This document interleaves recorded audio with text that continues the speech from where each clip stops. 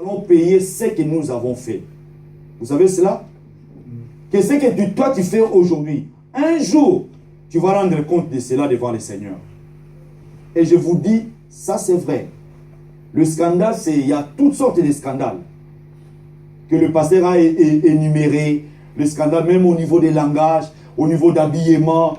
Il y a des gens qui, tout simplement dans leur façon d'être, ils créent des scandales. Mais par contre, la Bible nous dit, un chrétien, c'est un chrétien qui doit être modèle, exemplaire, n'est-ce pas? Que quand quelqu'un te regarde, il peut même être attiré, tout simplement par ta façon de faire.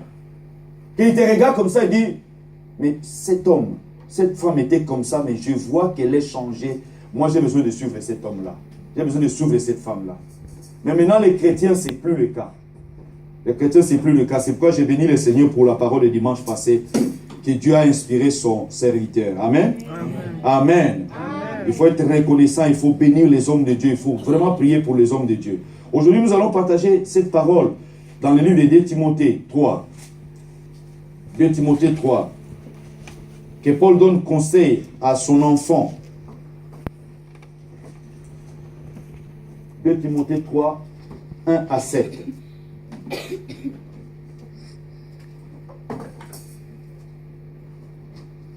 Non, 2 Timothée, c'est 2 Timothée 2, pas 3. 2 Timothée 2. 3, c'est après.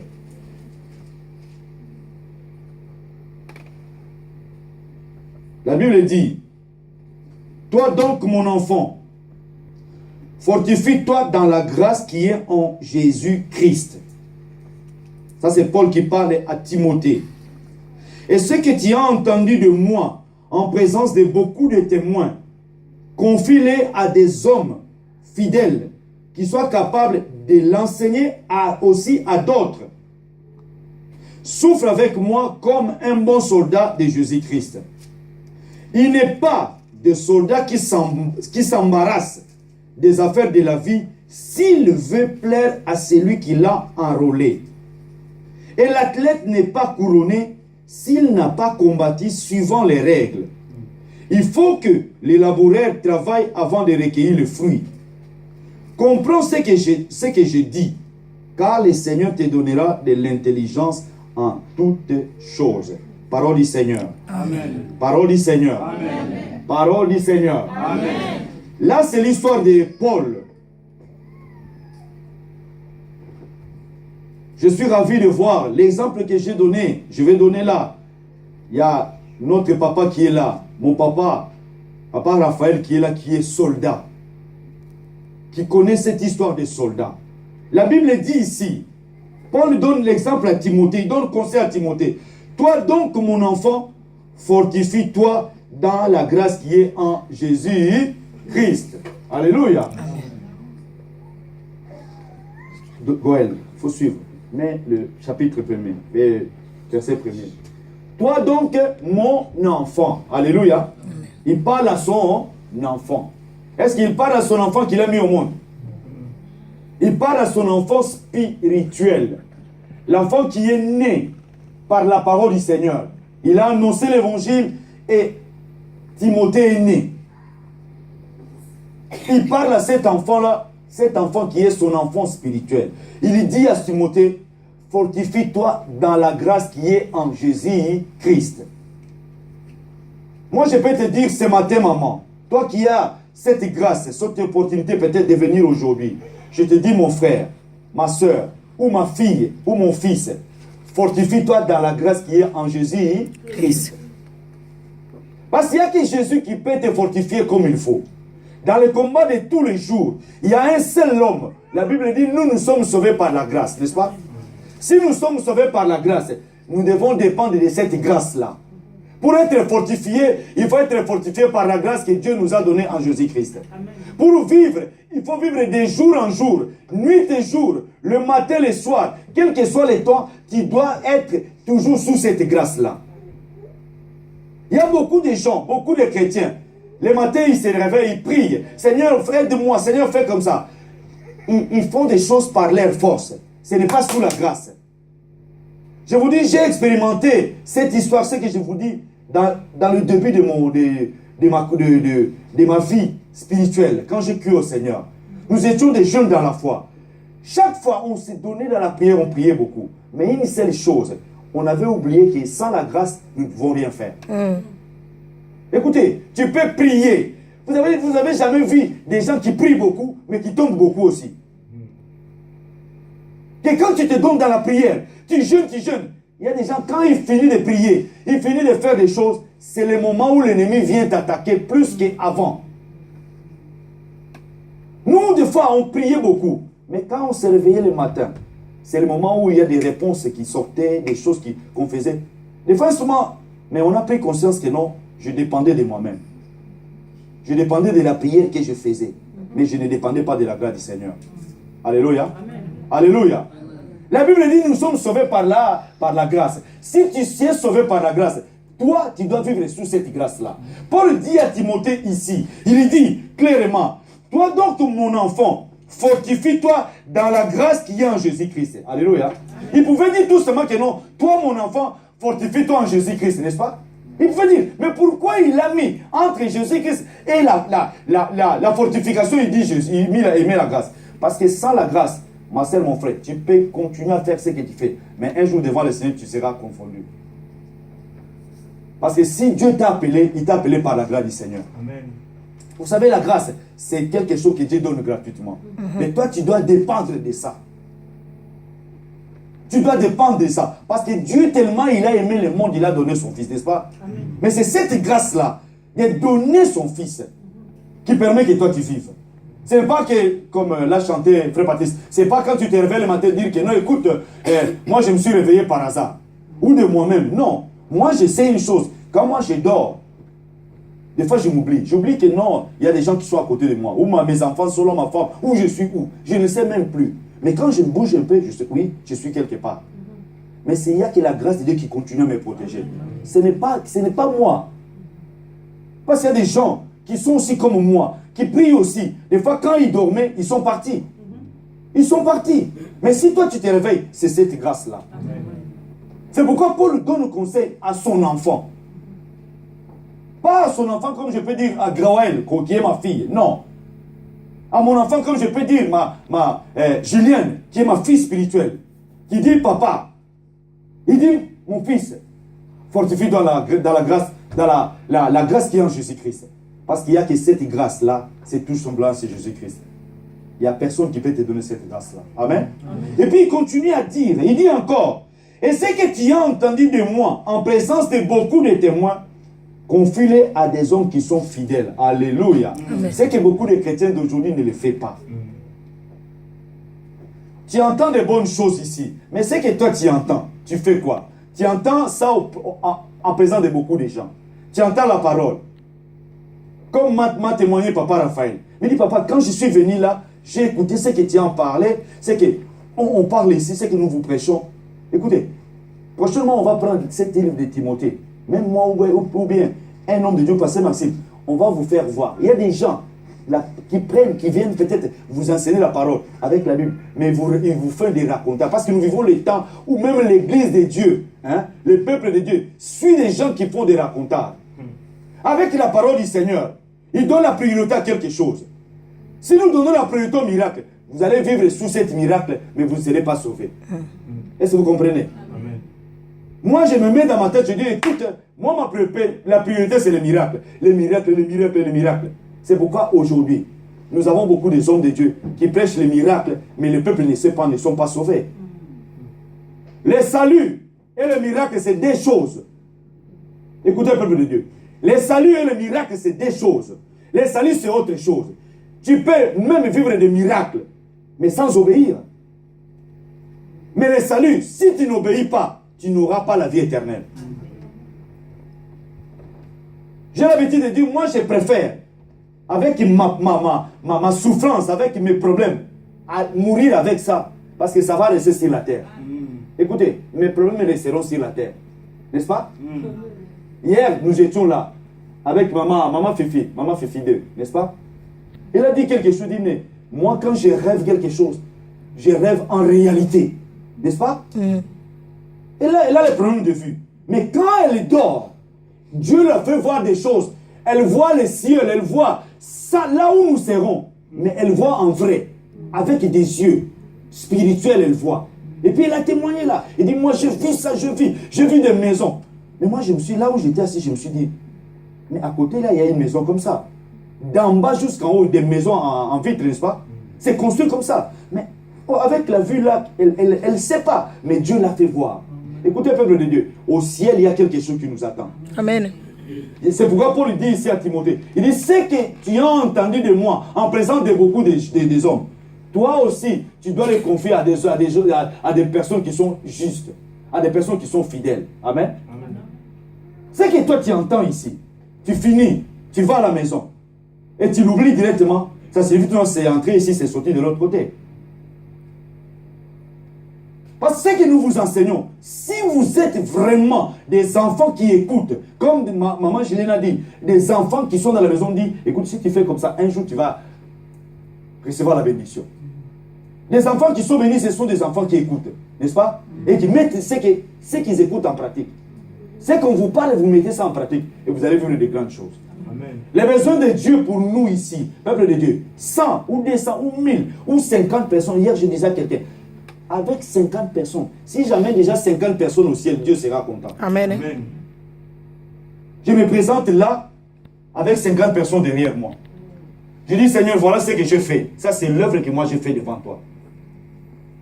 Que se présenter là, tu as fait l'œuvre du Seigneur, mais arrivé là-bas, il n'y a pas de récompense. On regarde comme ça, il y a beaucoup là de brebis rebelles, des brebis galopantes qui sont un peu passées par là. Non, aimez Jésus, peuple de Dieu. Amen. Alléluia. Fais de Jésus ton Jésus à toi. Alléluia. Je te dis, fais de Jésus ton Jésus à toi. Fais cette expérience que non, tu es seul chez toi. Tu dis, Seigneur, j'ai besoin de faire cette expérience, que tu sois. Pas le Dieu que j'invoque à la communauté, mais que tu sois premièrement mon Dieu à moi. Amen. Que dans ma maison, Seigneur, j'ai besoin. C'est que tu me révèles ce que moi je suis devant toi. Parce que si Dieu te révèle ce que toi tu es, peut-être, comme disait un homme de Dieu, tu peux avoir peur. Parce que Dieu te connaît plus que moi. Amen. Des fois, Dieu te connaît plus que toi-même. Tu peux te croire que tu es quelqu'un, mais tu n'es pas quelqu'un. Dieu te connaît plus que tout. C'est pourquoi Paul dit à Timothée ici, à son enfant, il dit, ce que tu as entendu de moi, en présence de beaucoup de témoins, confie-le à des hommes fidèles, qui soient capables de l'enseigner aussi à d'autres personnes. Ça fait de Paul à Timothée, de Timothée à l'autre personne. Si nous sommes des vrais témoins, peuple de Dieu, nous allons remplir cette assemblée. Amen. Amen. Parce que moi, je te connais. Écoutez, je vous donne l'exemple. Moi, je connais maman Cécile, n'est-ce pas? Maman Cécile connaît maman Fifi. Maman Fifi connaît. Vous voyez ce que ça fait? Nous sommes des gens qui amènent l'évangile des bouches à l'oreille, et puis nous gagnons d'autres personnes. C'est pourquoi vous voyez les églises en Afrique, les églises sont remplies parce que c'est l'évangile. Ils ont entendu la parole. Quand ils rentrent à la maison, ils pensaient qu'il a entendu à l'église. Il va donner à d'autres personnes. Il dit, oui, aujourd'hui, on nous a bien prêché là-bas. Et des bouches à l'oreille, les gens ils viennent, ils vivent des grandes choses dans la présence du Seigneur. Amen. Amen. Là, et puis, il continue à dire, il dit encore à son enfant, souffre avec moi comme un bon soldat de Jésus-Christ. Souffre avec moi. Je te dis, il faut me suivre, toi aussi. Souffre avec moi comme un bon soldat. Un bon soldat. De qui? De Jésus-Christ. Qui sont les bons soldats de Jésus-Christ? Je n'ai pas entendu la réponse là. Non, maman, pas toi. Les autres, ils ont dit quoi? Il y a les chrétiens. C'est nous. Mais pourquoi? Une seule question. Au lieu de dire, souffre avec moi comme un soldat de Jésus-Christ. Mais il a dit, il a ajouté un bon soldat. Nous sommes des soldats de Jésus-Christ, peuple de Dieu. Si nous sommes réellement des soldats de Jésus-Christ, nous allons marcher avec Jésus-Christ. Amen. Dans le livre d'Éphésiens, qu'est-ce que la Bible dit? Nous serons revêtus de toutes les armes de Dieu, n'est-ce pas? Nous serons revêtus. Et les armes que Dieu te donne. Est-ce qu'un civil, Papa Raphaël, il a le droit d'avoir les armes? Non. Il faut aller à l'école pour montrer comment. Par exemple, moi, on peut me donner comment faire manier les Kalachnikov. Je ne saurais pas. Où faire ça, je ne saurais pas. Mais la Bible nous dit que nous soyons tous ensemble revêtus des armes spirituelles. Parce que la Bible, la prière c'est l'arme, n'est-ce pas? Jeûne c'est l'arme. La parole de Dieu c'est l'arme. Il y a beaucoup de choses qui sont dedans. Que nous devons être de bons soldats, mais des côtés de Jésus-Christ. Mais quand tu marches comme un soldat. N'est-ce pas? Un soldat, quand il marche, je ne sais pas, moi je n'ai jamais été soldat, n'est-ce pas? Hein? Il marche la tête haute. D'être des bons soldats de Jésus-Christ. Mais maintenant, aujourd'hui, il n'y a pas beaucoup de soldats, de bons soldats de Jésus-Christ. Beaucoup sont là, ce sont des faux soldats. Ils sont là dans la bergerie, mais ils ne sont pas des bergers de la bergerie là. Moi, je t'ai pris, maman, je t'ai pris, papa. Cherche à être dans la bergerie, mais d'être le brebis du Seigneur. Le vrai brebis du Seigneur. Un jour, j'ai parlé avec quelqu'un, je dis, il y a même des brebis rebelles dedans. Qui sont là, qui attaquent même les bergers. Est-ce que vous avez jamais vu ça? Un brebis qui se rebelle, il voit les bergers venir, il commence à attaquer. Il veut même donner des coups de cornes. Ça s'est fait physiquement, mais spirituellement, ça s'est fait aussi. Parce que vous savez, un berger, un pasteur qui est là, nuit et jour, il prie pour vous. Moi, quand toi, tu pries pour toi, tu pries pour toi-même. Moi, je prie pour moi, je prie aussi pour toi. Amen. Alléluia. Amen. Dans ma maison, moi, des fois, j'ai fini le travail. Je quitte mon travail, je viens à la maison, je prends ma voiture, je viens prier ici. Mais toi, tu es peut-être à 1h du matin de coucher. Parce que tu penses demain aller au travail. Mais les pasteurs, ils pensent pour toi. C'est que toi, tu ne vois pas, peut-être, moi, je prie pour que ça n'arrive pas. Alléluia. Amen.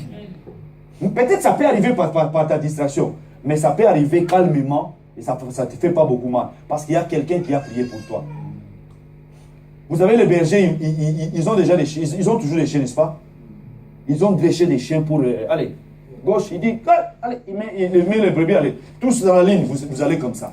Lui, il est là avec le bâton. C'est ça, peuple de Dieu. C'est ça. Mais je vous demande tous, vous qui êtes là, d'être des brebis fidèles, des brebis qui écoutent. Amen. Amen. Parce que nous vous enseignons aussi, si vous donnez à d'autres personnes, vous préparez ce peuple-là à aller au ciel. Et ces peuples-là, écoutez bien aimés, ils seront vos fruits que vous allez présenter devant le Seigneur. Vous savez cela? Amen. Que quand tu gagnes quelqu'un pour le Seigneur, c'est un fruit que tu présentes devant le Seigneur. C'est ça ce que la Bible dit. Souffre avec moi comme un bon soldat. Et il ajoute encore, écoutez, c'est quelque chose qui est très important. Il n'est pas des soldats qui s'embarrassent des affaires de la vie s'il veut pleurer à celui qui l'a enrôlé. Il n'est pas des soldats. Mais il n'est pas des soldats.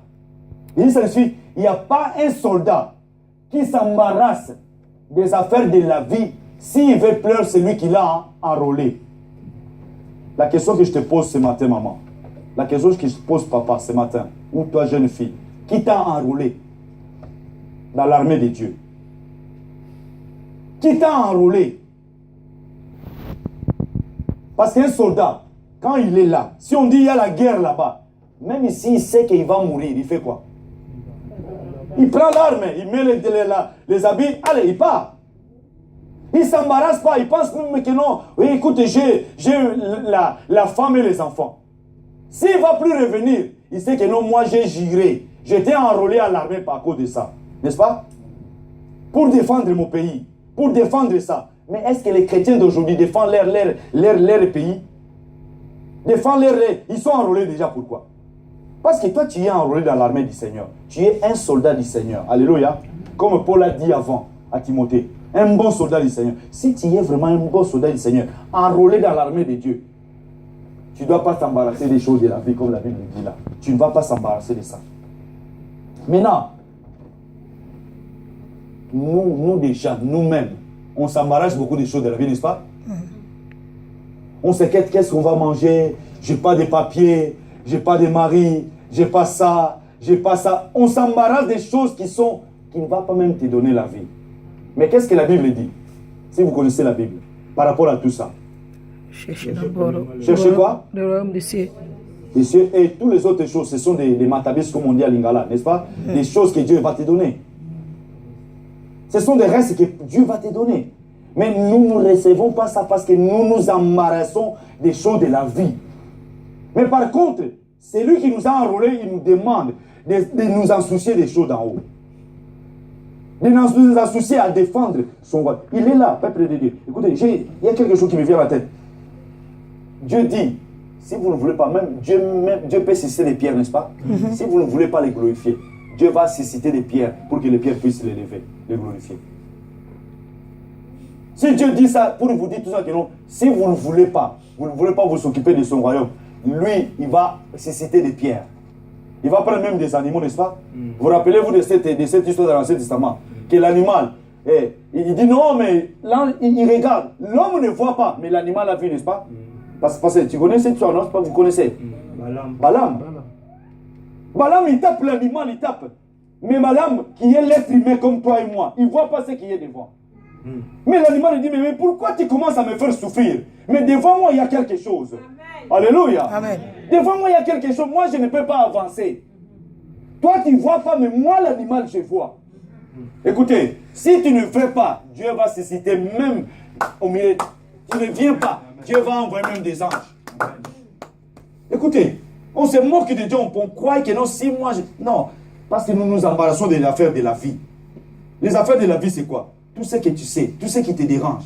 Tu regardes, non, je n'ai pas encore de mari. Tu regardes, je n'ai pas encore de papiers. Mais j'ai des papiers, mais je n'ai pas encore de travail. J'ai ça. Tu commences, tu es tiraillé un peu par-ci, par-là. Mais moi, je te dis ce matin, si nous voulons vraiment pratiquer la parole du Seigneur, crois tout simplement au Seigneur. Mets ce que la Bible dit et tu verras. Alléluia. Amen. La Bible dit, chercher premièrement. Mets-toi à chercher le royaume de Dieu. Mets-toi à chercher le royaume de Dieu. Et Dieu va s'occuper de toi. Mais des fois, nous nous occupons de nous en croyant que Dieu s'occupe de nous. Si tu t'occupes de toi, tu cherches quelque chose de toi-même, tu n'auras pas ça. Peut-être tu auras ça, après tu vas perdre ça. Tu veux le mariage, tu commences à chercher toi-même. Tu vas trouver un homme qui est un homme, mais qui est un escroc. Il vient avec toi, il reste avec toi 2 ans, 3 ans, 4 ans. Après avoir que Chinayo, après il t'abandonne. Il te tire l'argent, il te tire toi, il te tire les papiers. Et après, il dit non, après, oh, j'ai mis un peu mes papiers, maintenant ils sont durs, là, je suis bien. Après, il va. Et comme les autorités aussi sont des païens, ils vont donner l'accord, c'est fini. Après, tu vas commencer à pleurer, Dieu, tu es où? Dieu est toujours là, mais c'est toi qui sais écarter. Parce que tu t'es embarrassé des affaires de la vie. S'il veut pleurer à celui qui l'a enrôlé, celui qui t'a enrôlé, c'est qui? Ma soeur, qui t'a enrôlé? C'est le pasteur ou c'est Jésus-Christ? Moi, je sais, même moi, le pasteur, c'est lui qui m'a enrôlé dans l'armée de Dieu, c'est Jésus-Christ. Amen. Pour être un bon soldat. Un bon soldat, c'est partout où il est soldat. Je travaille, je rigole avec les amis, mais en dedans de moi, dans mon cœur, je sais ce que moi je suis. Amen. Je suis à la maison, je peux être avec vous, je peux être avec les païens, avec les autres, mais moi, je sais ce que moi je suis. C'est ça que même le pasteur m'a parlé le dimanche passé, des scandales. Mais si tu sais ce que toi tu es, quel que soit le lieu où tu es, tu vas te comporter par rapport au royaume là où tu étais enrôlé. Amen. Un militaire, un soldat, ne peut pas parmi les civils se comporter comme un civil. En lui, il sait que non, moi, je suis un militaire. Quand on m'appelle comme ça, je suis prêt à laisser les civils aller vite à la maison, mettre les tenues, puis aller à la guerre, ou aller défendre quelque chose. Mais par contre, nous sommes les soldats de Jésus, n'est-ce pas? Un soldat, c'est quelqu'un qui sait. Il ne regarde même pas. Moi, des fois, je me regarde, je dis, mais moi, je ne peux pas être soldat. Parce que je sais que non, si on dit à la guerre quelque part, si je pars peut-être un coup de balle comme ça, et puis je tombe, je meurs, n'est-ce pas? Et je laisse mes enfants. J'ai déjà peur de ça. J'ai déjà peur de ça. Et ça, c'est le raisonnement que moi j'ai. Hein? Je vois par exemple, non, là où il y a la guerre, hein? Oh, tu es caché là. Quand tu sors, tu avances. Une seule. On peut tirer une seule fois, ça t'est tout. Et puis toi, tu tombes là, tu meurs. Et puis les autres continuent. Mais les autres, même s'ils continuent, ils savent que non, un de nous, je sais que non, j'étais avec Noé, j'étais avec Passé Massif. Et lui, il est mort. Est-ce que moi, je vais fuir? Non. Moi, je vais fuir parce que lui, il est mort. Ça, c'est les soldats. Et c'est la même chose dans les seigneurs peuple de Dieu. Même lui, il est mort. Moi, je dois continuer. Parce que j'étais pris, j'étais enrôlé pour ça. Pour défendre les pays. Les pays est en danger, n'est-ce pas? Est-ce que, comme nous sommes là, Ne regardez pas tous les églises là où il y a partout des gens là. Il y a beaucoup d'églises, mais il y a peu de chrétiens. Les gens ils parlent au Congo, où il y a, en Afrique il y a les réveils. Quel est le réveil? Il n'y a pas de réveil. Parce que tous ces gens là, devant l'argent, ils tombent. Devant l'argent tout simplement. Ces grands hommes de Dieu là, ils tombent.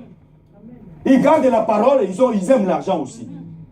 Mais la Bible dit, ne pas s'embarrasser des affaires de la vie. Il est déjà un homme de Dieu. Dieu lui donne ce qu'il faut. Il a cette opportunité d'être au top. Mais ça ne suffit pas. Il a aussi besoin de l'argent. L'argent facile qui vient de l'État, un peu de passer par là. Et petit à petit, beaucoup de gens, c'est pourquoi vous voyez ce que l'ennemi commence à faire maintenant. Même on commence à les tuer, on commence à avoir des poisons un peu partout. Je vais boire. En sachant que non, si je pars là-bas, si on me donne de l'eau, je ne vais pas boire. Peut-être c'est empoisonné. Je ne vais pas donner la main comme ça, parce que peut-être l'autre, il a mis, quand ça me touche, je vais mourir. Nous commençons à avoir peur de la mort, même en état dans le Seigneur. Et vous croyez que Dieu est là? Dieu n'est plus là, peuple de Dieu. Dieu n'est plus là. Avant, moi je me rappelle, quand on servait le Seigneur dans la simplicité. Mais maintenant, c'est les affaires qui marchent. Demeurer dans le Seigneur, c'est l'histoire des affaires. C'est comme si vous êtes comme vous êtes là. Si j'ai rempli cette salle, vous êtes mes brebis à moi, hein? Vous êtes mes affaires. Que moi, je vais beaucoup gagner. Ah, peuple de Dieu, je vous dis une chose devant Dieu. De toutes ces églises, il y a la multitude. Même les pasteurs, il peut y avoir combien de pasteurs, hein? Mais les gens qui vivent dedans, il n'y a personne qui le sait. L'évangile, Dieu nous a donné l'évangile simple. Mais une seule chose, moi, ce que je sais, c'est que Dieu m'a donné, que je dois vous annoncer la sanctification. Amen. Je vais vous parler de la sanctification. Quel que soit ce que je peux vous dire, sanctifiez-vous. Si vous vous sanctifiez, tout viendra d'eux-mêmes. Tout, je dis tout. Parce que la sanctification attire la bénédiction. Amen. Moi, je vous dis ce que j'ai vécu. Moi, je vivais dans la sanctification. Et Dieu m'a donné tout ce que j'ai. Amen. Dieu m'a donné la femme, Dieu m'a donné les papiers, Dieu m'a donné tout. Je parlais comme ça simplement. Après quelques temps, ça venait. Vous savez, nous maintenant, on suit la bénédiction. Au lieu que la bénédiction vienne auprès de nous, nous cherchons. C'est où la bénédiction? Non, ne cherchez pas, ça viendra. Amen. Mais une seule chose, cherche que Dieu, quand Dieu te regarde, que Dieu te compte parmi ses enfants. Amen. Quand Dieu te regarde, il dit oui. Papa Raphaël, quand tu étais à l'armée, mon bout, tu te connaissais, n'est-ce pas? Mon bout, tu peux dire que non, écoute, j'ai dit chaque matin, ah, Papa Raphaël, Losako, bonjour, n'est-ce pas? Est-ce que mon bout, tu me connaissais? Non. Il sait que non, c'est mon peuple. Mais il connaissait ses ministres, mais moi, il ne me connaissait pas. N'est-ce pas? C'est comme Dieu. Dieu connaît les siens.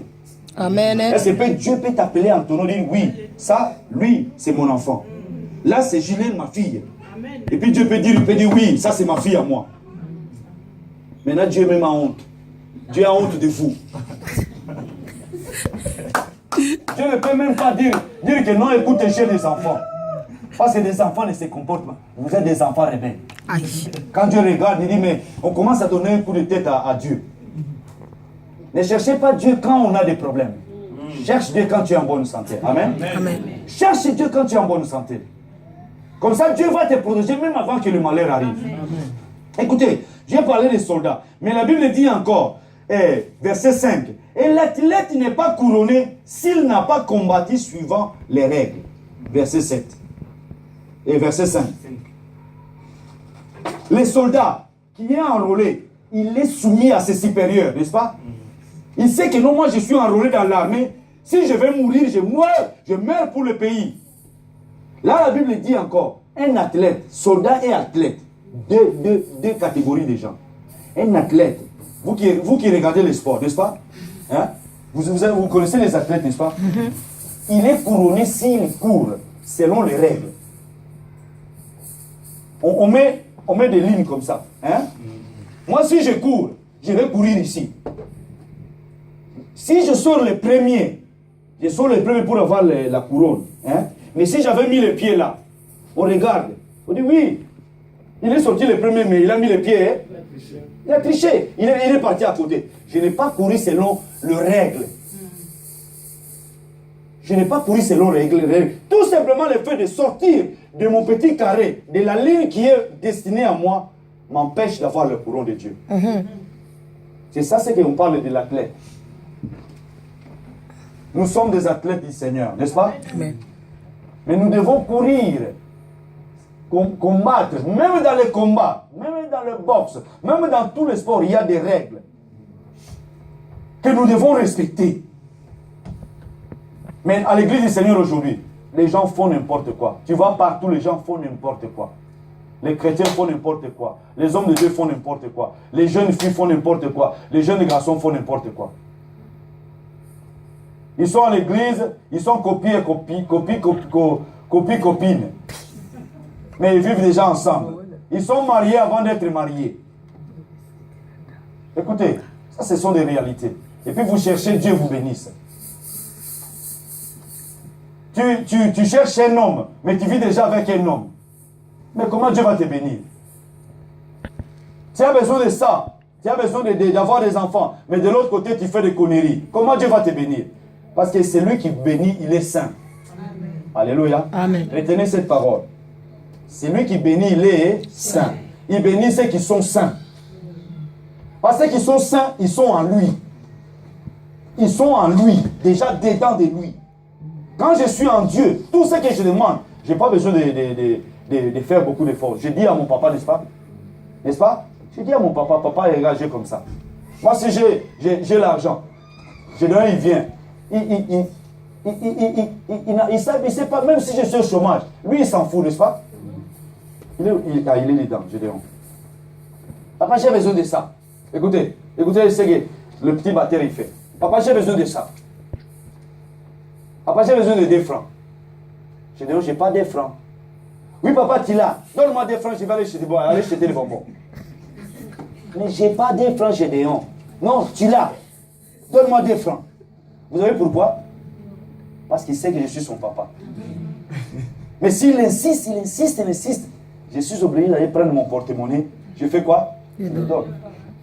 Il vient chez le pasteur Maxime. Pasteur Maxime, donne-moi ça.